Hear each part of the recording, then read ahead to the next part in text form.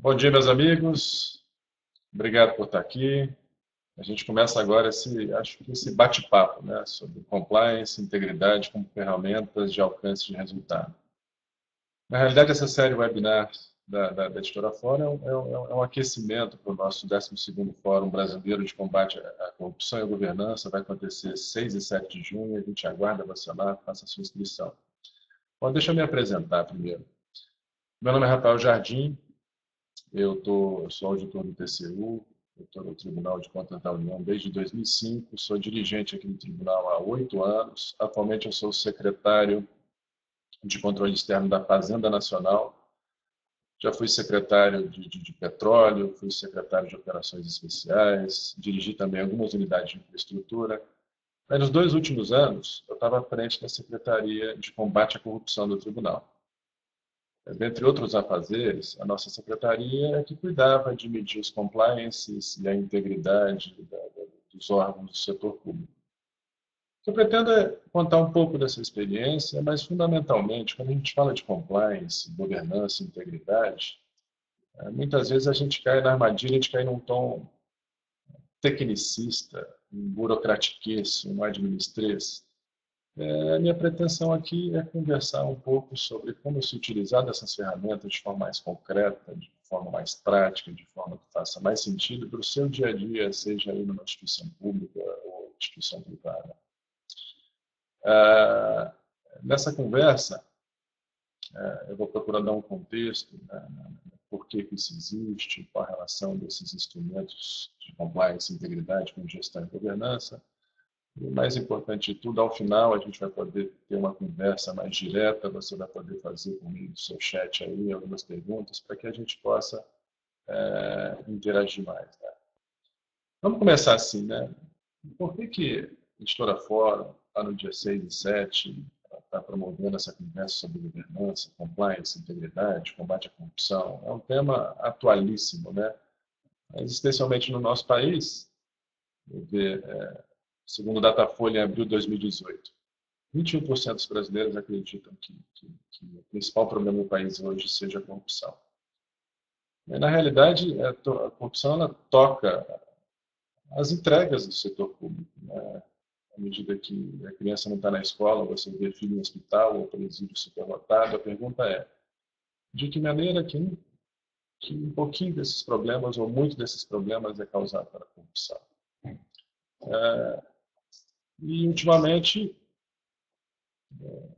vamos dizer, nos rankings internacionais, por exemplo, da Transparência Internacional, o Brasil, a experiência do brasileiro. O brasileiro tem sentido que a corrupção está um pouco menor. Olha aí, no G1, por exemplo, o Brasil fica em 96º lugar em ranking de 2017, com os países menos corruptos, etc. O que se discute muito será que a corrupção está aparecendo mais? O Brasil está mais corrupto ou simplesmente a corrupção está aparecendo? Compara assim, se a corrupção for comparada à sujeira, será que o Brasil está mais sujo ou a gente está tomando banho?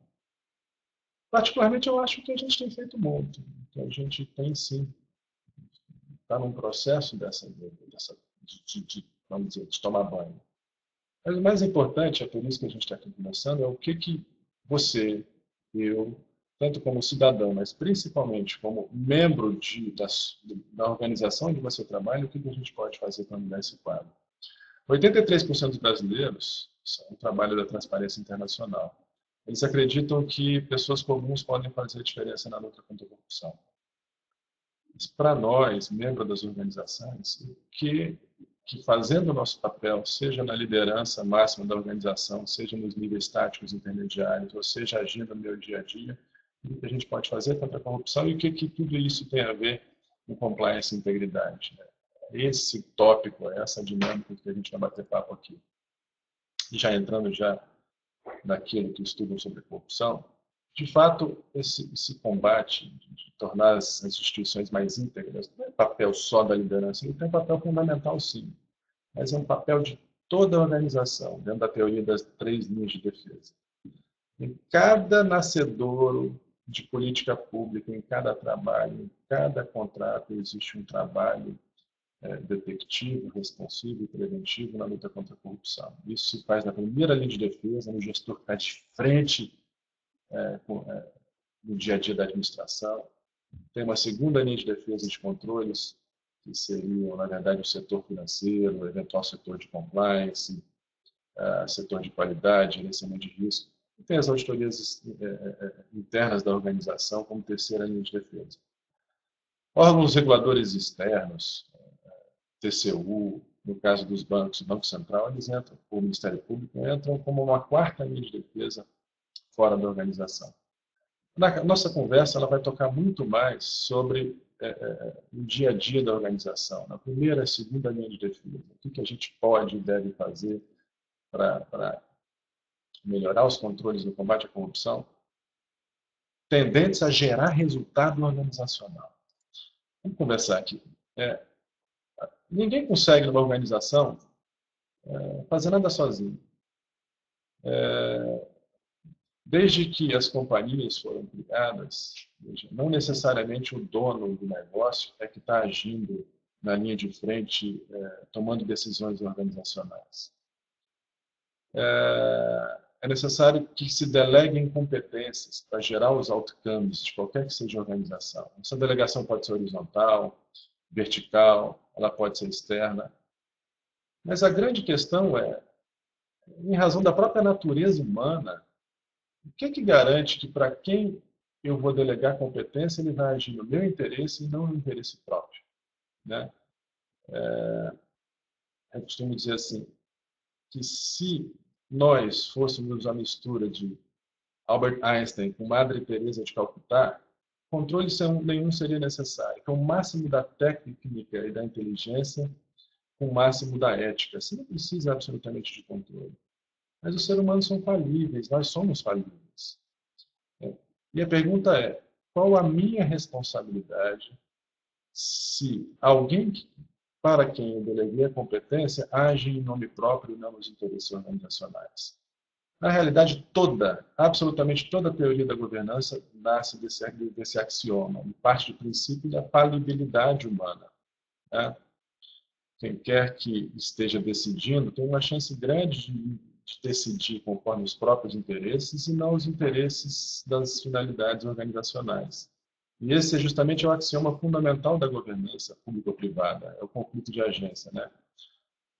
Existe o principal, o dono do negócio, que delega funções, delega atribuições a alguém que vai agir em nome dele. Na realidade, se tiver que fazer um conceito de governança, é justamente isso. Como as organizações se estruturam para tocar o seu negócio e alcançar resultados organizacionais, não obstante os seus agentes terem interesses próprios. Toda a construção da governança, do compliance, da integridade, ela é baseada nesse axioma. Não sei se vocês já ouviram falar e conhecem James Madison, que foi o quarto presidente americano, que está na tela de vocês aí. Ó. Ele coloca o seguinte, se homens fossem anjos, não seria necessário nenhum governo. Se os homens fossem governados por anjos, o governo não precisaria de controles externos nem internos. As organizações precisam de controles, admitindo essa falibilidade. De maneira ainda mais prática. Tá? A governança, ela existe para garantir resultado. De maneira muito simples. Como é que as empresas se organizam, se estruturam para gerar resultado? Mas não é qualquer resultado. São resultados alinhados à razão de existir da organização. Toda organização tem uma finalidade própria, uma razão de existir. A governança garante o resultado. Você pode dizer, inclusive, que a governança garante o resultado e sem governança você não tem garantia nenhuma que você vai ter resultado eficiente. São 5 perguntas a ser respondidas nesse axioma da governança. Né? Quem é a organização? Como é que a gente consegue gerar maior consciência organizacional de todo mundo que trabalha lá sobre qual o motivo de existir, que tipo de resultado ela precisa alcançar, qual a finalidade. E dentro dessa finalidade, onde é que ela está? Será que ela está conseguindo alcançar esses resultados? Em que grau ela tem conseguido alcançar esses resultados? E é papel da liderança dizer exatamente quais são os caminhos, o que é necessário para chegar a esse resultado. E veja que no meio do caminho vão acontecer muitas coisas, muitas variáveis, riscos, ameaças ou oportunidades, de forma que você precisa estabelecer uma estratégia para chegar nesse resultado e ter um controle, inclusive, sobre os riscos para garantir esses resultados. Essa é a razão de existir da governança. Garantir resultado eficiente.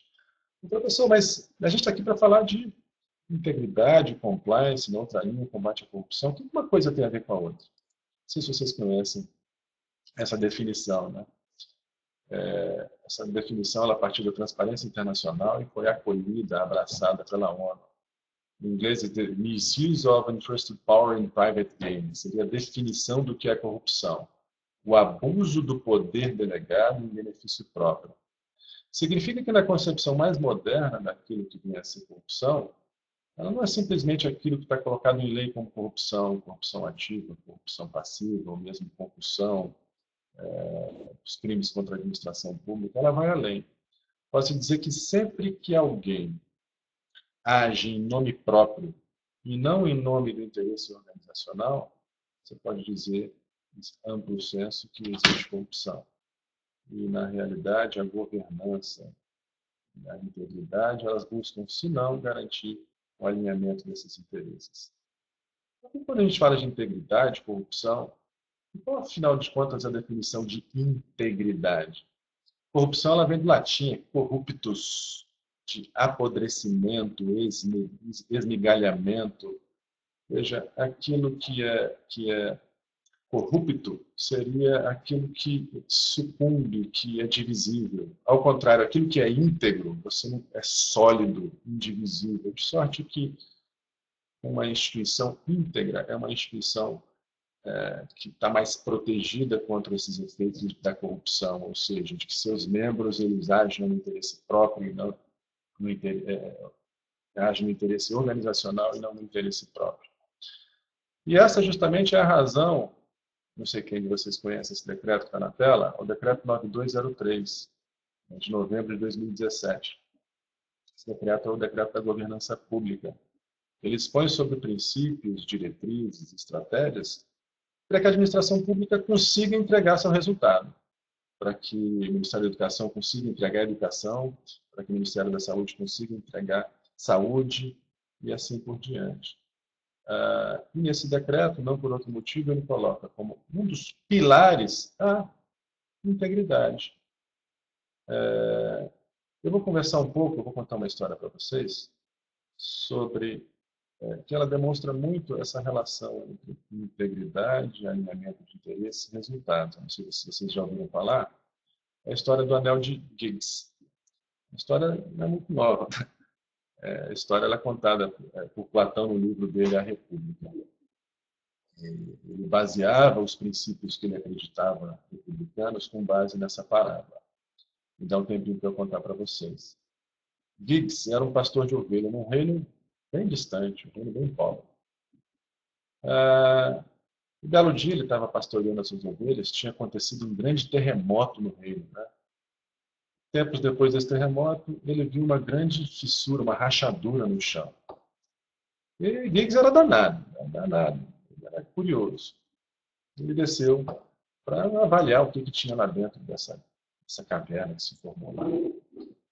E lá dentro ele descobriu, há muito tempo escondida, a tumba de algum rei do passado. E vendo o que tinha sobrado lá, ele encontrou um anel. Um anel. E colocando esse anel, ele viu que o anel dava ao seu portador o poder da invisibilidade. Porque essa semelhança é mera coincidência. My Precious, do filme.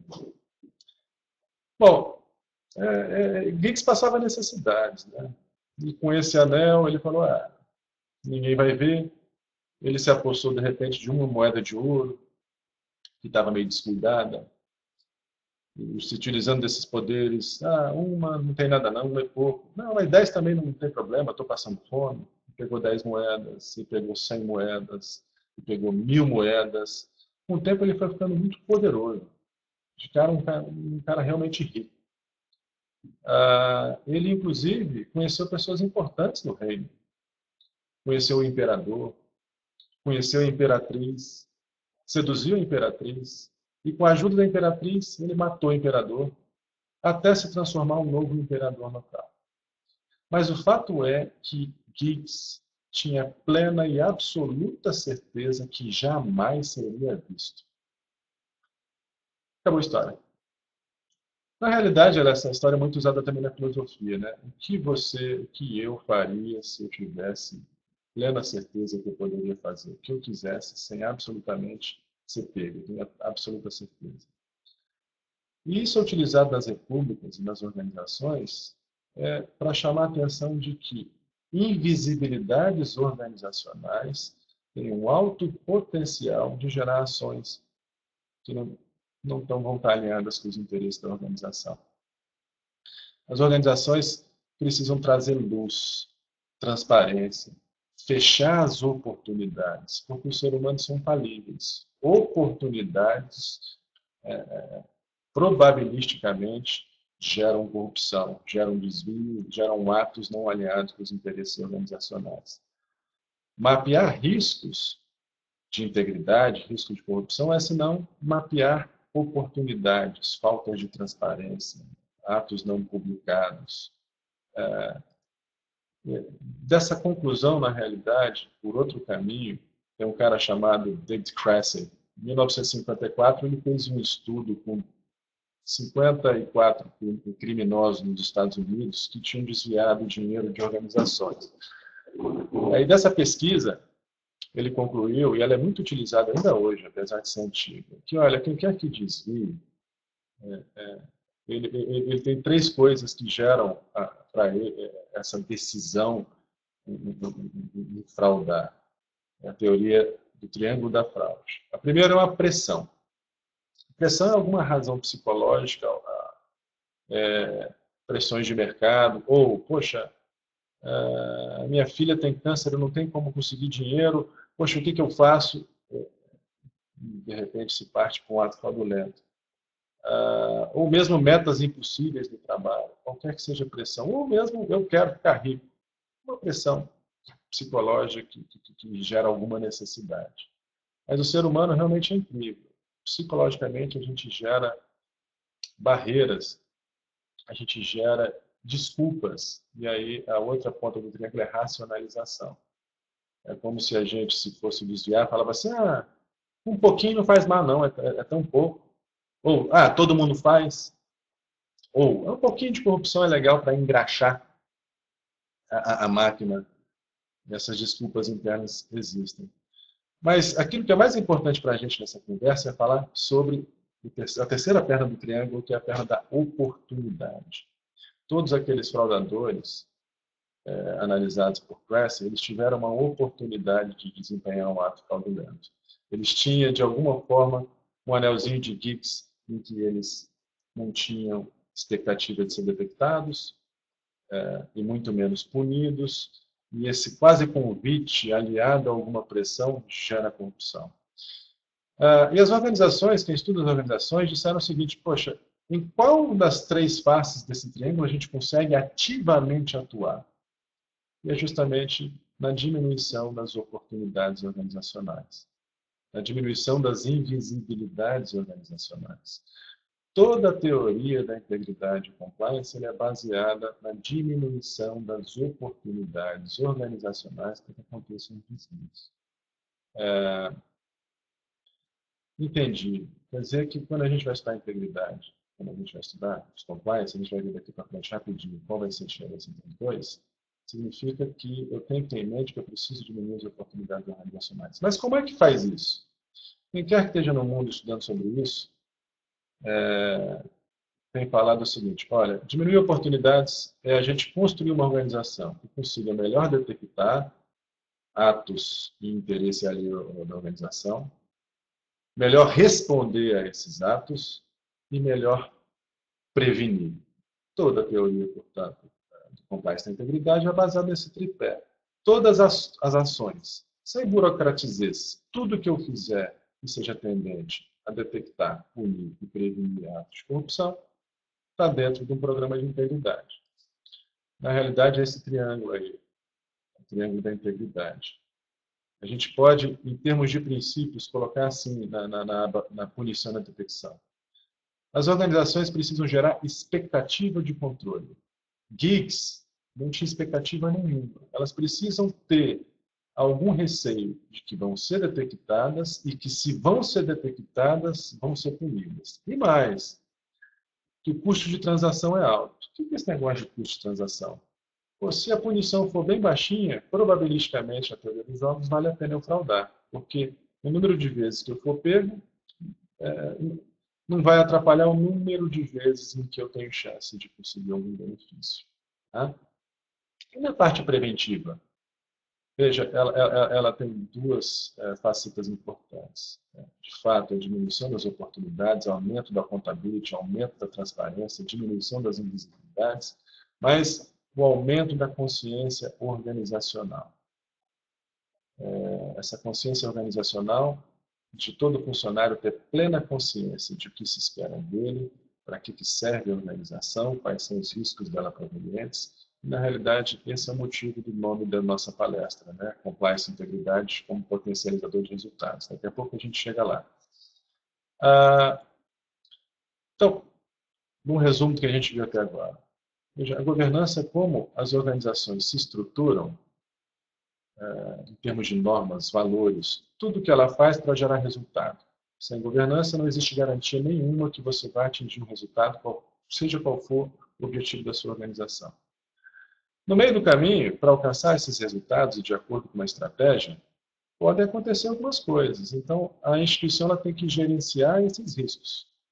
E um risco que certamente vai atrapalhar a geração dos resultados é o risco das pessoas agirem em nome próprio e não em nome de terceiros, das pessoas fraudarem. Na realidade, tem aí na tela de vocês um Anti-Fraud Framework, né? E dentro da governança, portanto, existe uma estrutura, tem que existir uma estrutura para melhor detectar, para melhor prevenir, para melhor responder os atos de corrupção. E esse conjunto a gente pode chamar de integridade. Mas você está toda hora falando de compliance, integridade, que isso faz parte da governança, claro, mas qual a diferença entre uma coisa e outra? É a mesma coisa? Recorrentemente a gente vê pessoas falando de programas de compliance e programas de integridade colocados em sinonímia. Eles são sinônimos?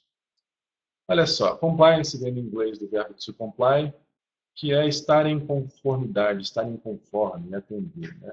Em tela de vocês, por exemplo, na aba de compliance, aí, do lado direito, tem o compliance financeiro, contábil, previdenciário, trabalhista. Na verdade, o compliance é atender. Existem normas financeiras, normas ambientais, normas fiscais, e nem todas elas estão relacionadas à corrupção. Mas, certamente, a prevenção, a detecção e remediação de problemas tem que estar contemplado nessas normas. De outra maneira, o tripé preventivo, detectivo e responsivo ele tem que ele tem que estar refletido também nas diversas normas internas e externas da organização. De certa forma, que você não consegue falar de um programa de integridade sem falar de um programa de compliance e vice-versa. Você não consegue falar de um programa de compliance sem um programa de integridade. As duas coisas têm que intrinsecamente estar ligadas. E, diante disso, não é tão errado a gente colocar quase em sinônimo um programa de compliance e um programa de integridade. Tá. Entendi. O que é isso? Então, esses programas eles têm que gerar um maior poder detectivo, um maior poder responsivo. Veja, eles têm que gerar maior prevenção. E qual que é o princípio? O princípio é aumentar o nível de consciência organizacional, aumentar o custo de transação e a expectativa de controle, mas ele tem que se apresentar coerente com as finalidades da organização. Vou mostrar para vocês quais são os pilares de um programa de integridade e compliance. São esses aqui, ó. Suporte da alta administração. Tem que, de fato, haver um comprometimento da alta administração, um comprometimento verdadeiro, até de imediatamente estabelecer um responsável por tocar esse programa. Eu costumo dizer que se a culpa é de todos, a culpa é de ninguém. Alguém tem que ser responsável por integrar, por apresentar a proposta de criação do programa, pela implementação, pelo monitoramento. Isso, e a independência desse setor, desse programa, ele depende muito do suporte da alta administração. Avaliação de riscos, código de conduta, controles internos, treinamento e comunicação, canais de denúncias, investigações internas, due diligence. Veja, isso aqui eu pretendo dissecar lá no nosso fórum, no dia 6 de junho, explicar um pouco mais sobre o que é cada perna dessa. Mas, especificamente hoje, eu quero conversar com vocês sobre essa questão. O papel da alta administração e o papel da governança sobre o compliance e o compliance na governança. Um não existe sem o outro. Não existe como você falar num programa de compliance se você está completamente desgovernado. Eu não sei se vocês já viram um quadro como esse, chamado de BSC, né? Balance Scorecard Method. É um dos vários métodos de você criar estratégias para chegar num resultado. Em que ele se baseia? Primeiro, na aba Resultados em verde ali. Toda organização ela tem uma razão de existir. Um resultado para o qual ela foi criada. E veja, para eu criar resultado e de fato criar valor para a minha organização, eu preciso entender quem é meu cliente, quais as necessidades dele, como eu incorporo o valor ao meu cliente. É do conhecimento profundo desse cliente que eu vou conseguir idealizar resultados que de fato agreguem valor organizacional. Só que em azul em processos, o que significa? Conhecendo o meu cliente, conhecendo aonde eu agrego resultado, que tipo de processos internos eu tenho que ter para conseguir, de fato, performar esses resultados de acordo com as características peculiares de cada cliente. Só que, eventualmente, as pessoas, na última dimensão do BSC, veja, eu tenho na minha organização pessoas capazes de performar esses processos para entrega de resultados? O que isso tudo tem a ver com integridade? Olha só. A liderança ela tem que criar essa ciência, esse aumento de consciência organizacional, sob pena de não entregar os resultados. Vocês viram, por exemplo, que um dos pilares do compliance é o código de ética e integridade. Veja, mas cada organização, em razão da sua razão de existir, ela tem tanto valores diferentes, quanto as pessoas, para agregar processos em cada instituição, não necessariamente elas vão ser iguais. Os valores organizacionais eles têm que estar alinhados à missão, ao motivo de existir. Significa que algum desses valores na dimensão pessoas, eles vão ser construídos de forma coerente com o processo de cada empresa. Eu vou dar um exemplo. Isso não precisa ser nenhuma empresa, pode ser um setor. Eu sou um setor de licitações, de contratos, procurement, né? Eu gero resultados para o meu cliente, que geralmente esse meu cliente quer tudo com pressa. Que tipo de valores eu preciso ter nesse setor de licitações, alinhado com os processos que eu preciso performar? É claro que eu preciso de pessoas íntegras, eu preciso de pessoas que gerem resultados de forma rápida. O custo do erro ele é muito grande, de certa forma que eu vou construir valores necessários e vou disseminar isso na minha organização, licitações e contratos, alinhado com o resultado que eu vou desenvolver. Não dá para falar na aba valores, ética, sem eu ter entremeado essa dimensão junto com os processos, junto com os resultados organizacionais.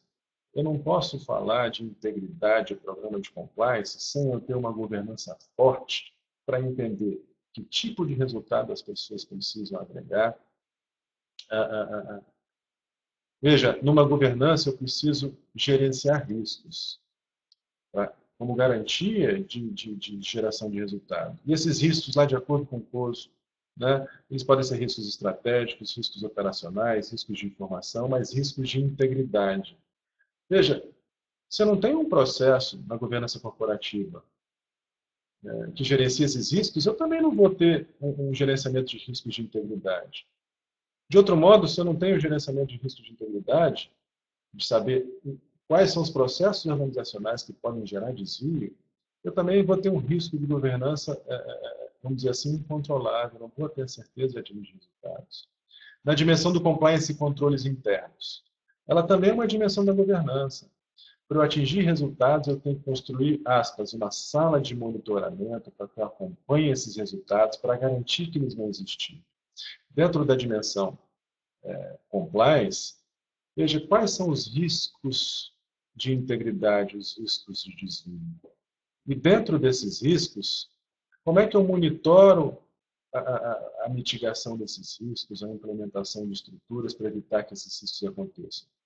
Veja, mas se eu tiver nessa cultura de controles internos, se eu não tiver isso implantado na organização, eu não vou ter um compliance que funcione, por sua vez, eu também não vou ter um setor de integridade que funcione. De certa forma, meus queridos amigos,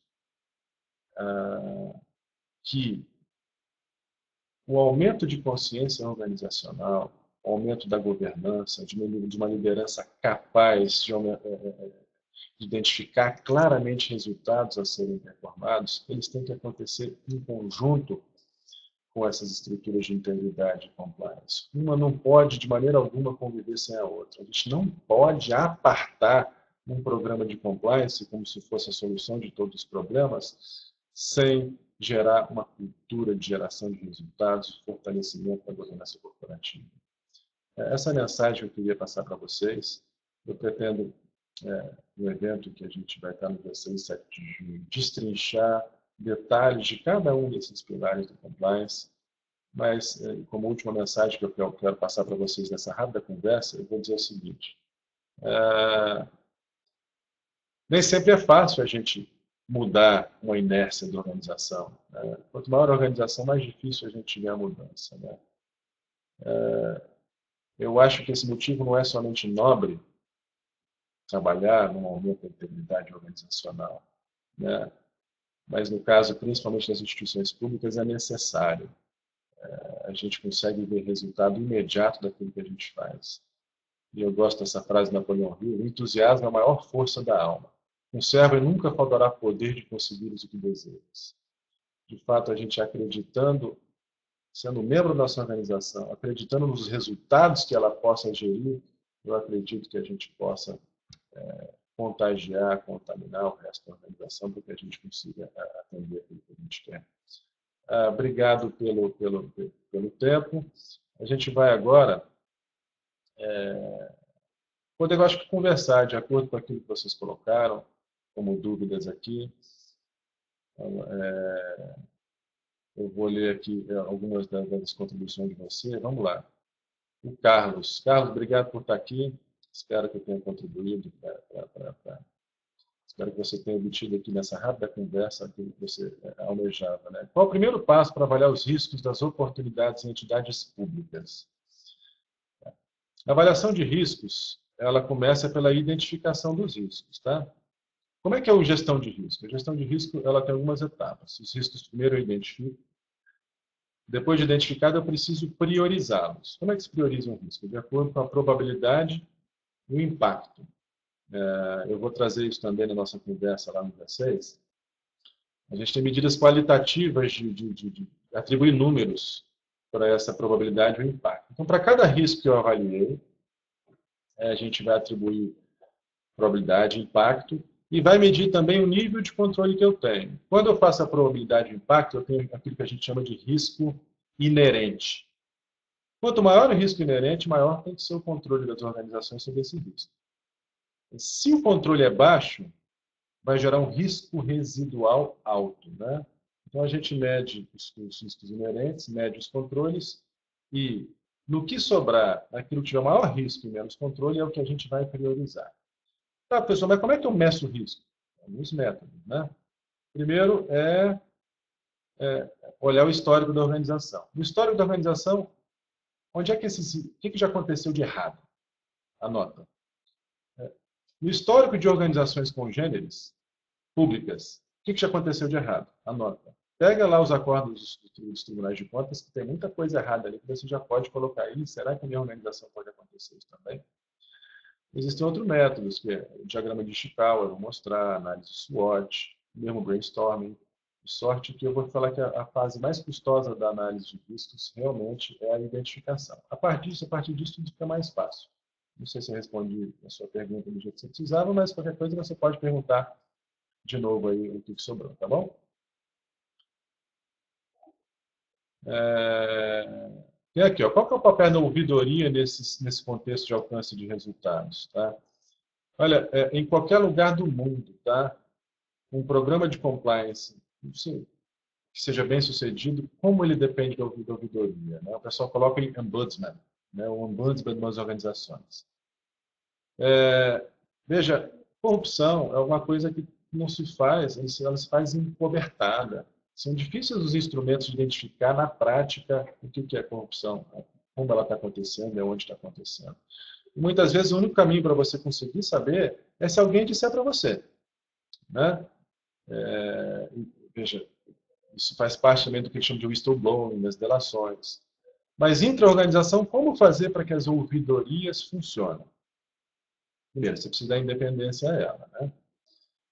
E naquilo que chega, você precisa que, seja dentro da ouvidoria, não é adequado, ou seja num setor à parte, você precisa dar consequência àquilo que chega. Então, notícias de ouvidoria, elas podem ser encaminhadas para o setor de correição. Tá? Seja para onde ela for encaminhada, você tem que garantir a independência, a isenção desse setor, inclusive para proteger quem quer que seja que tenha denunciado, para que de fato haja consequência. Não adianta eu ter só ouvidos, tá? A ouvidoria só funciona com uma outra mão do outro lado aqui, com a marreta. Se a gente descobre aquilo que aconteceu e não toma providências, é o contrário. Isso é convidativo à corrupção. Você diminui a expectativa de controle e diminui o custo de transação. Vamos ver aqui mais o que os colegas colocaram. Qual medida inicial recomendada para elaborar um sistema eficaz de controle interno? Olha só, muita gente confunde a dimensão controles internos com o controle interno, tá bem? Controles internos é um processo, é uma cultura. Rafael, cultura de quê? Uma vez que eu estabeleço uma meta, um resultado, eu consegui ter informações em tempo durante toda a execução do projeto para que eu garanta que esses resultados vão acontecer. Eu comparo, por exemplo, com a sala de monitoramento de um metrô. Os caras têm tudo, a pressão de cada tubulação, onde é que está passando uma corrente elétrica. Se acontecer qualquer coisa no sistema inteiro, o pessoal vai acontecer. Existem controles internos. Então, controles internos, na realidade, é essa cultura. O controle interno, ele já faz parte da terceira linha de defesa que eu mostrei para vocês, tá bem? O controle interno e essa terceira linha de defesa é também uma terceira linha de defesa de alcance de resultados e também a terceira linha de combate à corrupção. Como eu começo? Você precisa criar por meio de um ato. E essa criação do ato ela tem que garantir uma estrutura que, de fato, represente uma terceira linha de defesa, independente da primeira e independente da segunda. Se for numa organização, né, ligado diretamente... Bom, que tem organizações que o controle interno está diferente do compliance, que ela está independente da auditoria interna. Então, tem organizações que é onde eu acho mais adequado, os controles internos, elas estão ligadas direto à presidência, né? Porque eles buscam maximizar esses resultados.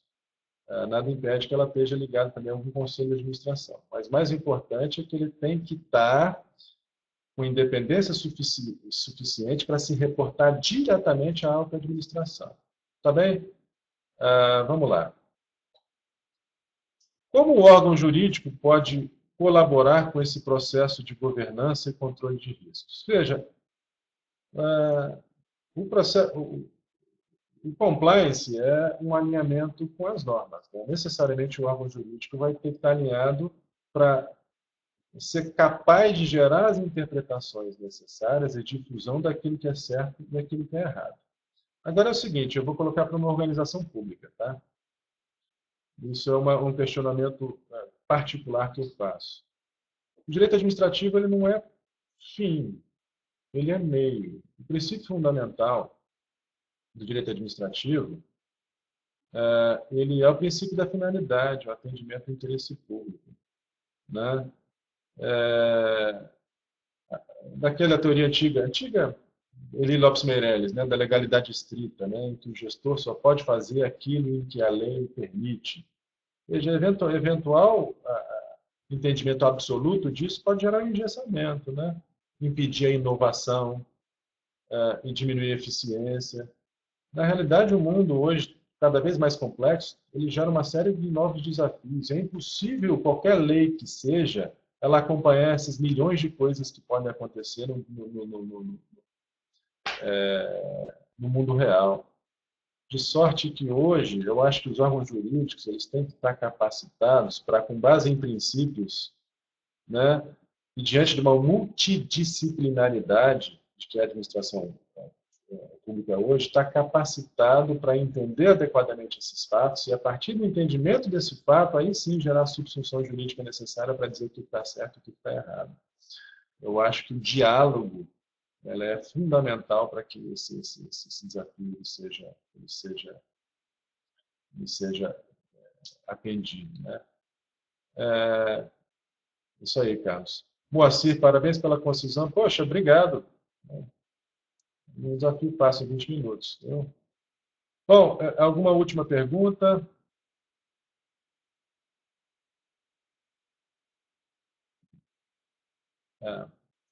Ok, acho que não. Meus queridos amigos, eu espero que tenha deixado